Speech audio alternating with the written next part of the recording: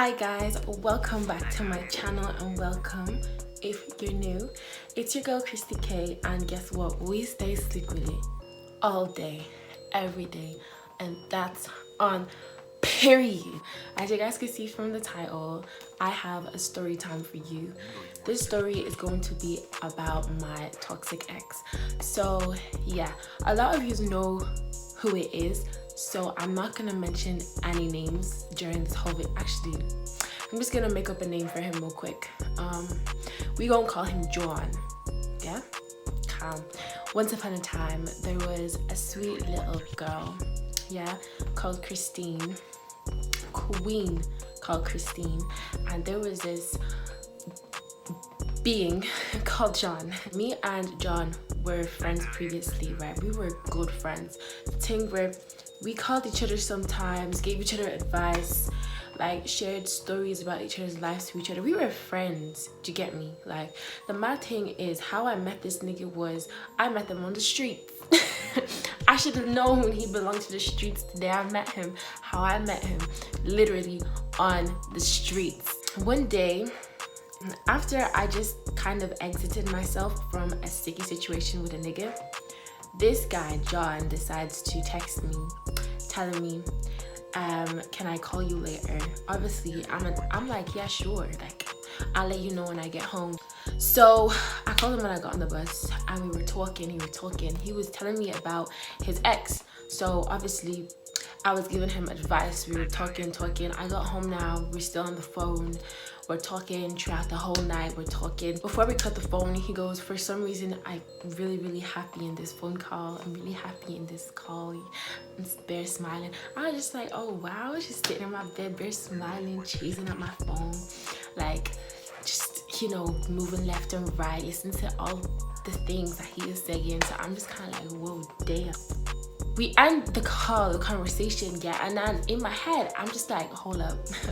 Oh, wait a minute. Cut the cameras. Cut the cameras. Cause baby girl, I was feeling something in my chest. I was like, yo. I was like, these is not butterflies I'm feeling right now. There's no way I like this nigga. There is no way I'm catching feelings. There is no way. And guess what? Throughout the whole day, this nigga was on my mind. He was like, what are you doing on Valentine's Day? Because bear in mind, the next day was Valentine's Day. I was like, I'm not doing nothing because like niggas ain't shit.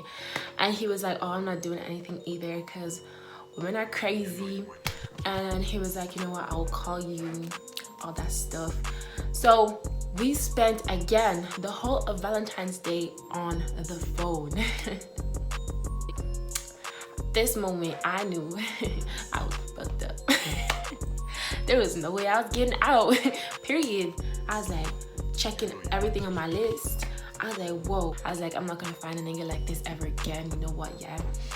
Tonight I have to tell him. Tonight I have to tell him. I have to tell him that I like him. That's where I messed up. So the night came. It was roughly around 4 or 5 a.m. Yeah. We just, again, we weren't on the phone no more. We were texting now, yeah. I told him, I said I like him. He sent me a whole book, paragraph, yeah. I swear to you, it sounded like Shakespeare wrote this. I'm not even gonna lie to you, because the way it was making so much sense, I was like, yo, this sounds like a whole proposal, for real, like, this nigga's proposing to me, and that's on period. Like, this nigga's like, can you be my wife? Even though he was like, can you be my girl? Tears were coming down my eyes. I was like, oh my God. I was like, oh my God. Someone call the ambulance. The relationship at the beginning, like the first 2-3 weeks, was perfect. Like, I was living the life. I was like, I'm gonna marry this guy. I was like, this nigga gonna have my kids. I was like, this nigga gonna put ring on the finger. I was literally just living my best life. Nobody could tell me nothing.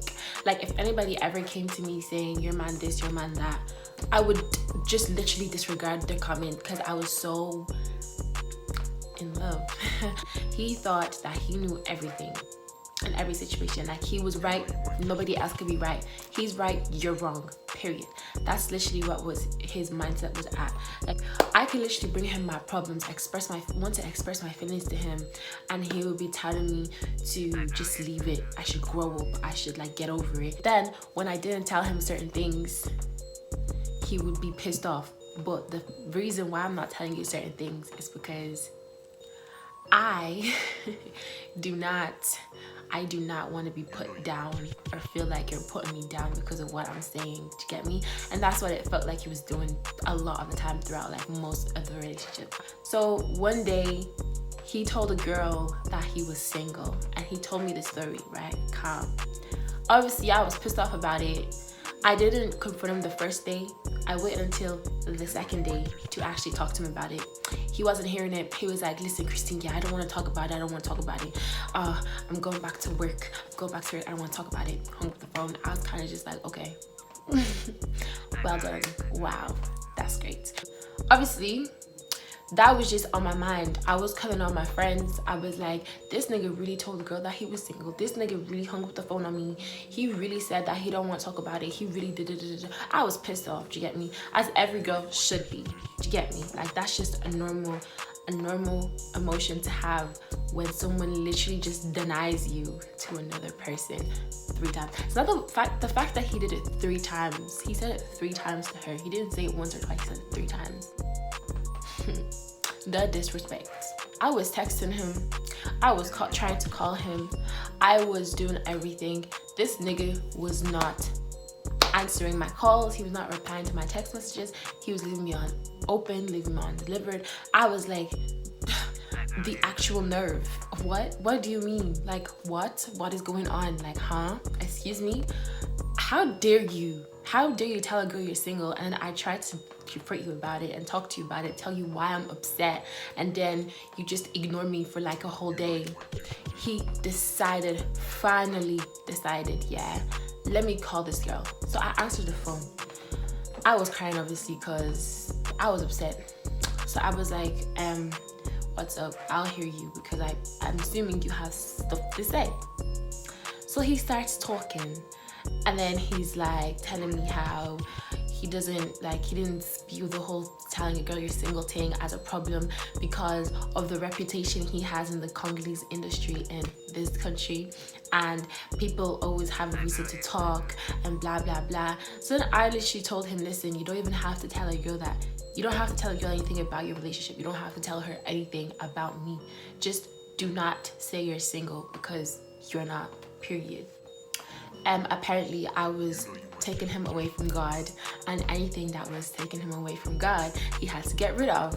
So obviously I was like, how am I taking you away from God? Like, I don't get it. Do you get me? Because I swear you are the one that tried to force me to do shit that I didn't want to do.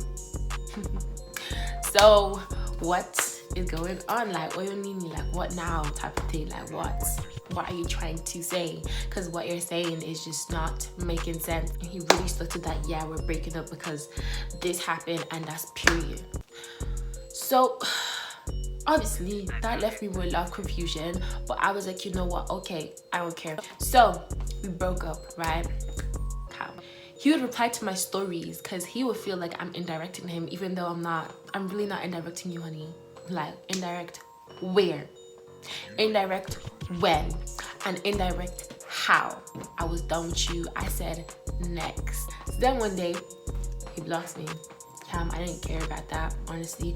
The thing that pissed me off is the fact that he unblocked me. Yeah, he added me back, and then he texted me a huge paragraph, not even a month after the breakup, right? So he had this friend, yeah. In this paragraph, he said basically that him and this girl are together, yeah? I'm gonna call her Star. Him and Star are together. He was like, I'm not being disrespectful. I'm only telling you because I actually respect you, and I don't want you hearing from other people. Bear in mind, this nigga is 23. He's acting like a flipping 18-year-old, sending me a paragraph to tell me that he moved on. Huh? The fact that you actually have to add me back and inform me that you moved on just simply means that you have not moved on, period. I don't care what anybody said. your relationship with God is really leaving me with question marks everywhere. Everywhere. So yeah, I blocked him and now I'm here. That's the story of my toxic ex. I literally just said the story because I had a lot of shit that I had to like just get off of my system, get out of my system, get off my mind. And I'm tired of calling my friends and telling them everything. So yeah, it's your girl Christy K. I hope you enjoyed the video. If you did, please like, comment and subscribe. I'm really trying to get to 500 subscribers, and yes, I will be doing a giveaway at 500 subscribers. So please be subscribing, be watching all my videos, because girl, peace out.